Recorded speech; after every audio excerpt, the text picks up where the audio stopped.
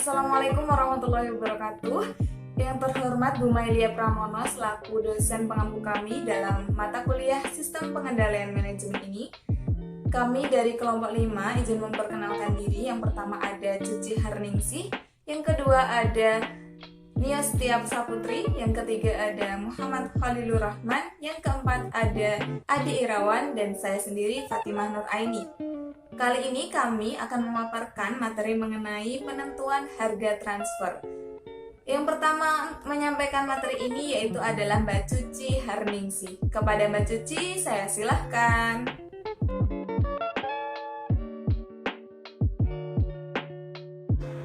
Apa sih yang dimaksud dengan harga transfer? Dalam arti sempit, harga transfer adalah harga perpindahan barang atau jasa antara dua pusat laba atau lebih.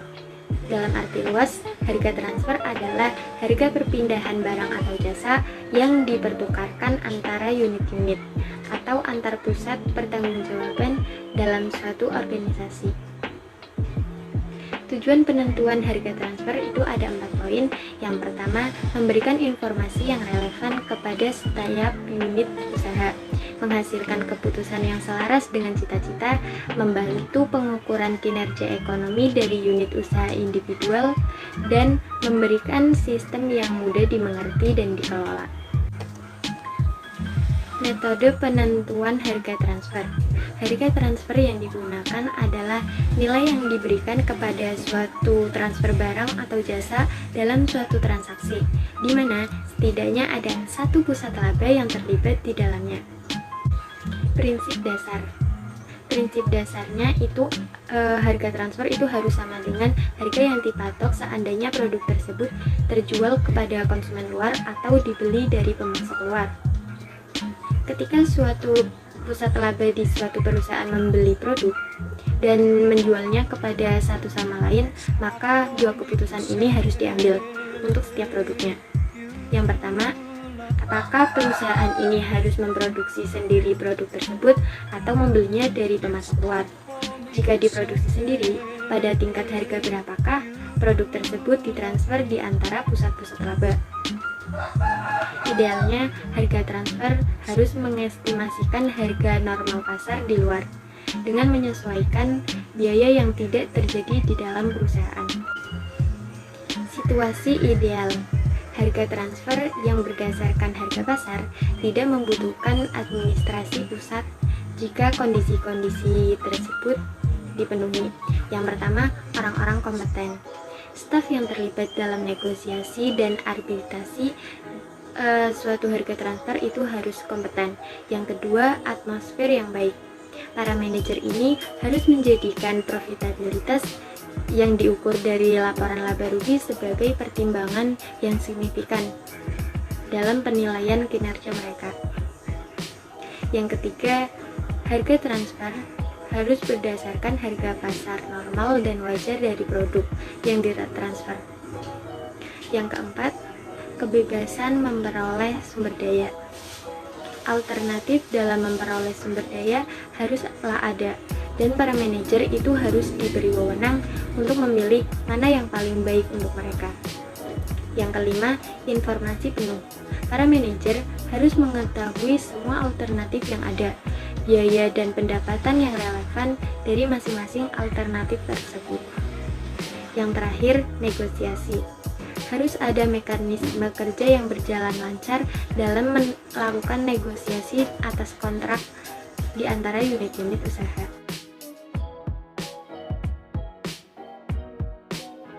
Terima kasih, saya Fatimah Nur Aini akan melanjutkan pemaparan selanjutnya yaitu mengenai hambatan dalam perolehan sumber daya. Nah, dalam perolehan sumber daya, manajer pusat laba harus memiliki kesempatan yang sama yaitu untuk melakukan sourcing. Sourcing itu sendiri adalah kegiatan yang dilakukan untuk memperoleh barang atau jasa dari luar. Nah, di sini misalnya perusahaan mengambil barang dari pihak supplier supaya perusahaan bisa memiliki bahan baku untuk melakukan proses industrinya. Nah, ketika sourcing ini tidak bisa dilakukan, ada hambatan-hambatan yang menjadi penentu dalam melakukan proses industri. Yang pertama, adanya pasar yang terbatas. Nah, karena adanya searching ini sendiri, perusahaan bisa memperluas pasarnya, sehingga bagian penjualan misalnya bisa meningkatkan marketnya atau target penjualannya dari wilayah mana ke wilayah mana, seperti itu. Kemudian ketika pasar yang terbatas ini terjadi adalah ketika searching tidak bisa dilakukan, yaitu perusahaan hanya bisa membuat pemasarannya berada di satu lokasi atau wilayah tertentu saja. Kemudian ada yang lain, yaitu kekurangan dan kelebihan kapasitas industri. Nah, hal ini bisa saja terjadi ketika perusahaan tidak mampu melakukan supply karena barang dan jasa dari luar tidak bisa input ke perusahaan. Misalnya di masa pandemi COVID-19 seperti ini, searching tidak bisa dilakukan ketika ada kebijakan dari pemerintah bahwa distribusi barang dari luar negeri tidak bisa diperoleh di Indonesia, sehingga perusahaan yang memiliki bahan baku dari luar negeri yang seharusnya mendapat distribusi dari luar negeri sekarang tidak bisa melakukan proses industrinya karena bahan bakunya berkurang, sehingga adanya kekurangan kapasitas industri yang dilakukan oleh perusahaan. Kemudian selain dari hambatan-hambatan tadi, kita akan membahas mengenai harga transfer berdasarkan. Kenapa harga transfer berdasarkan harga? Bagaimana menentukan besarnya biaya? Yang pertama, basis umumnya adalah biaya standar. Nah, di sini biaya aktual tidak boleh digunakan secara faktor inefisiensi atau TM. Nah, produksi akan dilewatkan bagi pusat pembuka biaya standar yang digunakan, maka dibutuhkan suatu insentif atau tambahan untuk karyawan untuk menetapkan standar yang ketat dan meningkatkan standar tertentu. Nah, di sini adalah ketika karyawan mendapatkan harga yang lebih ketika dia menghasilkan produk yang lebih pula, atau ada ketentuan harga tersendiri bagi perusahaan dalam memberikan gaji atau upah kepada karyawannya. Kemudian yang kedua ada bagaimana menghitung markup laba. Nah, di sini dalam menghitung markup laba terdapat dua keputusan. Yang pertama adalah apa basis markup laba tersebut. Markup itu adalah peningkatan laba. Yang kedua ada tingkat laba yang diperbolehkan. Nah, apa basis markup itu sendiri adalah basis yang paling mudah digunakan menggunakan persentase biaya. Nah, basis ini secara konsep memang lebih baik.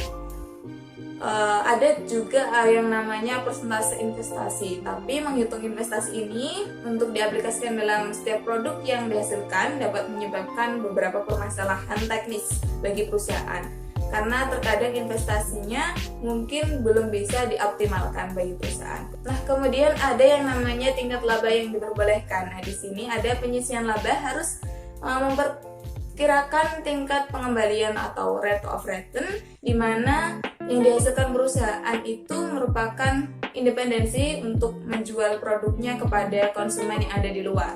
Nah, tingkat laba yang diperbolehkan di sini diperhitungkan menggunakan berbagai macam cara. Misalnya perusahaan menghasilkan berapa unit produk dan apa yang dihasilkan oleh perusahaan itu, sehingga nantinya laba yang diperoleh harusnya seberapa itu berdasarkan dari beberapa anggaran yang dicetuskan oleh perusahaan. Tentunya dalam menentukan peningkatan atau markup laba di sini perusahaan memerlukan adanya biaya tetap dan laba hulu. Nah, di sini adalah penetapan harga transfer dapat menimbulkan permasalahan yang cukup serius dalam suatu perusahaan yang terintegrasi.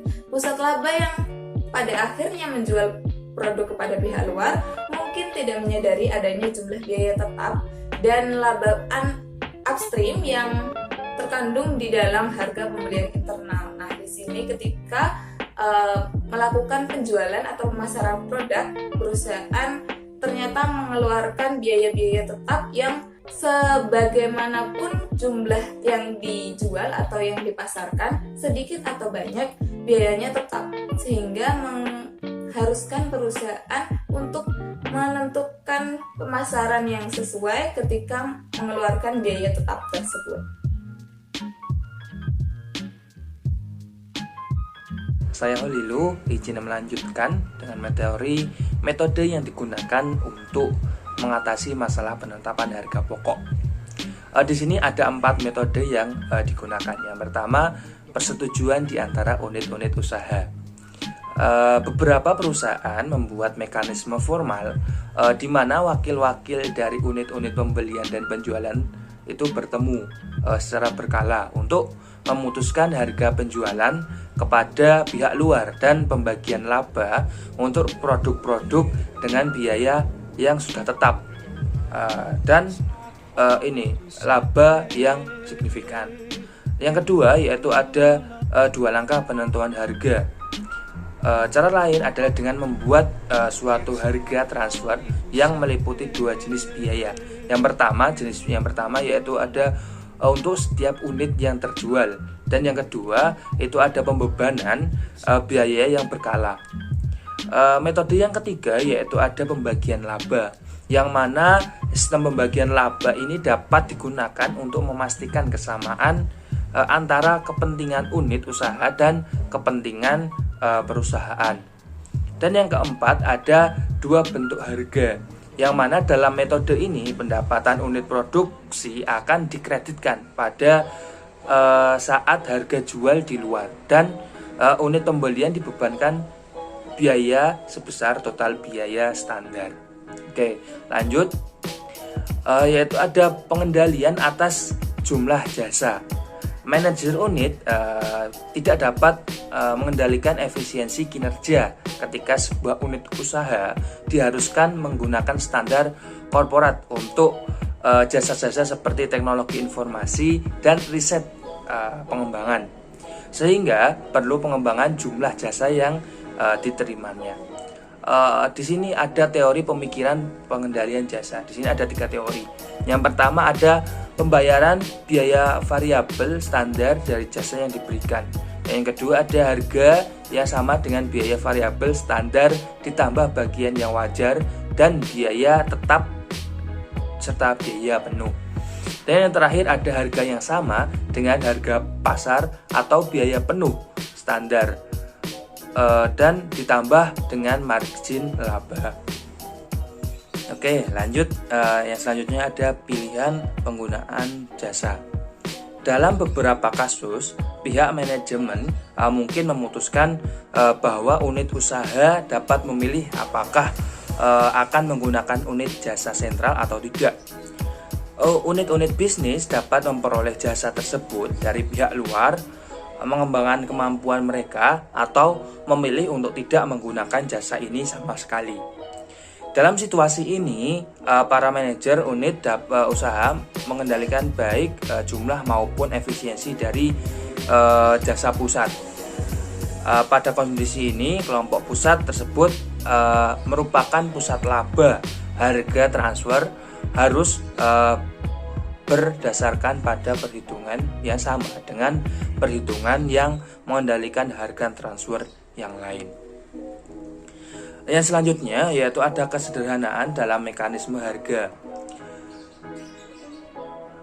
Harga yang dibebankan untuk jasa korporat tidak akan mencapai tujuan yang dimaksud, kecuali jika metode untuk perhitungannya dapat dimengerti dan dipahami oleh para manajer unit usaha.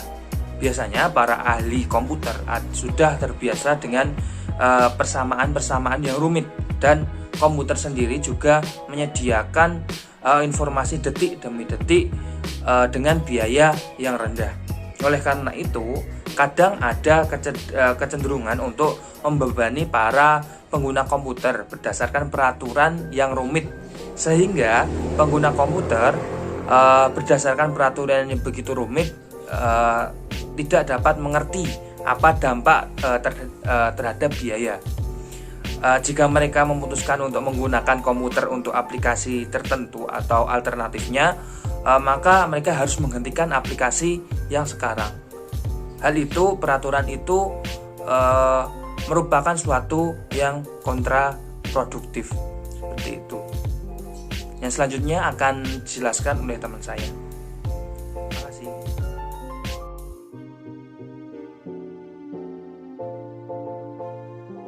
Halo teman-teman, di sini saya akan melanjutkan pembahasan materi pada bab 6 kali ini. Nah, yaitu mengenai administrasi harga transfer. Sebelumnya tadi sudah dijelaskan dan sudah dibahas bersama rekan saya tadi mengenai bagaimana cara untuk merumuskan suatu kebijakan harga transfer yang sesuai. Nah, pada bagian ini kita akan membahas mencakup bagaimana sih pelaksanaan dari kebijakan yang sudah dipilih tadi khususnya. Nah, apa saja sih? Yaitu ada tingkat negosiasi yang diizinkan untuk menentukan harga transfer. Selanjutnya ada metode penyelesaian konflik dalam menentukan harga transfer. Dan yang terakhir ada klasifikasi produk yang sesuai dengan metode yang paling tepat. Untuk lebih detailnya kita akan membahas satu persatu setelah ini. Baik teman-teman, yang pertama kita akan membahas terkait negosiasi. Nah, negosiasi itu merupakan sebuah bentuk interaksi sosial dengan diskusi untuk mencapai sebuah kesepakatan. Nah, di dalam harga transfer, staf pusat itu tidak bisa menentukan harga transfer penjualan satu sama lain. Hal itu dikarenakan perusahaan itu menerapkan fungsi utama manajemen lini atau line management. Nah, maksudnya yaitu menerapkan kepercayaan bahwa dengan menetapkan harga jual dan mencapai kesepakatan atas harga pembelian yang paling sesuai. Berbeda halnya apabila perusahaan itu tidak memiliki ancaman dari pesaing lain, cenderung kantor pusat dapat menetapkan aturan yang mengatur penentuan harga. Nah, aturan dalam negosiasi. Di dalam negosiasi harga transfer, para manajer lini itu tidak boleh banyak menghabiskan waktu mereka hanya untuk melakukan negosiasi harga. Oleh karena itu, aturan harus benar-benar dapat mengatur sedemikian rupa supaya penentuan harga transfer tidak semata-mata ditentukan oleh keahlian di dalam bernegosiasi. Tanpa adanya peraturan macam ini, manajer akan melakukan negosiasi dengan harga yang paling pantas. Baik, selanjutnya mengenai arbitrase dan penyelesaian konflik. Kita bahas arbitrase terlebih dahulu. Dalam peraturan penentuan harga, ada kasus di mana unit usaha tidak dapat menyetujui harga tertentu. Oleh karena itu, harus dibuat prosedur untuk menengahi arbitrase harga transfer. Terdapat dua tingkatan yang formalitas yang luas dalam arbitrase harga transfer. Yang pertama ada menyerahkan tugas untuk menengahi arbitrase kepada seorang eksekutif saja atau wakil presiden keuangan atau wakil presiden eksekutif. Misalnya nih, presiden eksekutif berbicara kepada para manajer unit usaha yang terlibat dan kemudian langsung menetapkan harga. Yang kedua yaitu dengan membentuk suatu komite di mana komite tersebut memiliki tanggung jawab yang pertama menyelesaikan arbitrase harga transfer, yang kedua meninjau alternatif perolehan sumber daya yang ada, dan yang terakhir ada mengubah peraturan harga transfer bila perlu. Misalnya yaitu pembentukan komite untuk menyelesaikan penentuan harga transfer dengan tanggung jawab yang sudah disebutkan tadi. Baik, selanjutnya ada penyelesaian konflik. Setelah tadi kita membahas tingkat formalitas arbitrase, jenis proses penyelesaian konflik yang digunakan juga nantinya akan mempengaruhi efektivitas suatu sistem harga transfer. Nah, di sini ada 4 cara untuk menyelesaikan konflik. Yang pertama ada forcing atau memaksakan, yaitu memaksakan kehendak atau pandangan dari satu pihak ke pihak lain yang sedang berkonflik. Yang kedua ada smoothing atau membujuk, yaitu biasanya manajer itu mencoba mengurangi luas dan pentingnya ketidaksesuaian yang ada dan mencoba membujuk pihak lain untuk menuruti pandangan dan keinginannya. Selanjutnya ada bargaining atau menawarkan, yaitu memberikan dan menawarkan suatu pada waktu yang bersamaan, saling memberi dan menerima, serta meminimalkan kekurangan semua pihak yang dapat menguntungkan semua pihak. Selanjutnya ada problem solving atau penyelesaian masalah, yaitu mencari jalan atau alternatif pemecahan yang mempertimbangkan keuntungan pihak-pihak yang berkonflik. Nah, yang terakhir ada klasifikasi produk. Di sini semakin besar jumlah transfer dan ketersediaan harga pasar, maka semakin formal dan spesifik peraturan yang ada. selalu siap sedia, maka perolehan sumber daya dapat dikendalikan dengan peninjauan kantor pusat atas keputusan buat atau beli, atau dengan kata lain make or buy decision. Beberapa perusahaan itu membagi produknya ke dalam dua kelas. Kelas yang pertama yaitu biasanya produk itu memiliki volume yang besar. Selanjutnya produk itu tidak memiliki sumber dari perusahaan lain atau dari luar, dan produk yang diproduksinya itu tetap ingin dikendalikan pihak manajemen demi alasan kualitas dan alasan tertentu lainnya yang ditetapkan oleh perusahaan. Selanjutnya ada kelas kedua. Kelas kedua ini biasanya produk yang dapat diproduksi dari luar perusahaan tanpa gangguan operasi. Selanjutnya produknya itu biasanya memiliki volume yang relatif kecil dan diproduksi dengan peralatan-peralatan umum. Produk kelas 2 ini ditransfer pada harga pasar biasanya, seperti itu. Selanjutnya akan dijelaskan oleh teman saya.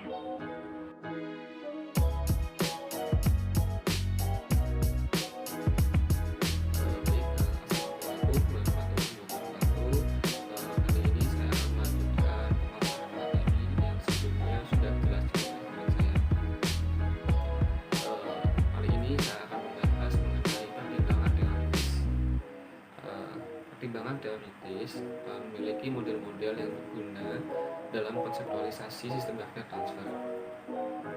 Model-model tersebut dibagi menjadi 3. Yang pertama yaitu model-model yang berdasarkan teori ekonomi klasik. Kedua, ada model-model yang berdasarkan program linear. Dan ketiga, ada model-model yang berdasarkan nilai Shapley atau Shapley value. Selanjutnya yaitu ada model ekonomi. Model ekonomi klasik mengasumsikan bahwa harga transfer akan dipengaruhi oleh staf pusat. Profesor Max Clever mengembangkan serangkaian pendapatan marginal atau marginal revenue, biaya marginal atau marginal cost, dan kurva permintaan untuk transfer produk menengah dari suatu unit ke unit usaha lain. Dengan menggunakan harga transfer yang ada, kedua unit tersebut akan menghasilkan total laba maksimum dengan mengoptimalkan laba masing-masing unit. Selanjutnya yaitu ada model program linear. Dengan menggunakan pola ini, model program linear menghitung nilai yang menunjukkan kontribusi laba dari setiap sumber daya yang langka. Model ini merupakan model yang berdasarkan biaya kesempatan. Model ini juga mengombinasikan hambatan-hambatan kapasitas. Jika harga transfer digunakan, setiap unit usaha akan mengoptimalkan laba hanya dengan memproduksi sesuai dengan pola yang telah dikembangkan melalui program linear. Jika harga transfer yang andal dapat dihitung, maka model ini akan berguna dalam menentukan harga transfer. Dan yang terakhir ada nilai Shapley. Nilai Shapley sebagai harga transfer. Nilai Shapley itu sendiri dikembangkan oleh Lloyd Stowell Shapley pada tahun 1953 sebagai metode pembagian laba dari koalisi perusahaan atau individu di antara anggota individual sesuai proporsi kontribusi yang dibuat oleh masing-masing. Terdapat beberapa alasan dari kurangnya model nilai Shapley. Yang pertama yaitu proses perhitungannya sangat panjang, kecuali jika hanya sedikit produk yang terlibat dalam transfer tersebut. Yang kedua yaitu banyak orang yang telah mempelajari metode Shapley tidak percaya bahwa sesuai yang mendasari metode tersebut dapat digunakan untuk masalah penentuan harga transfer. Sekian dan terima kasih.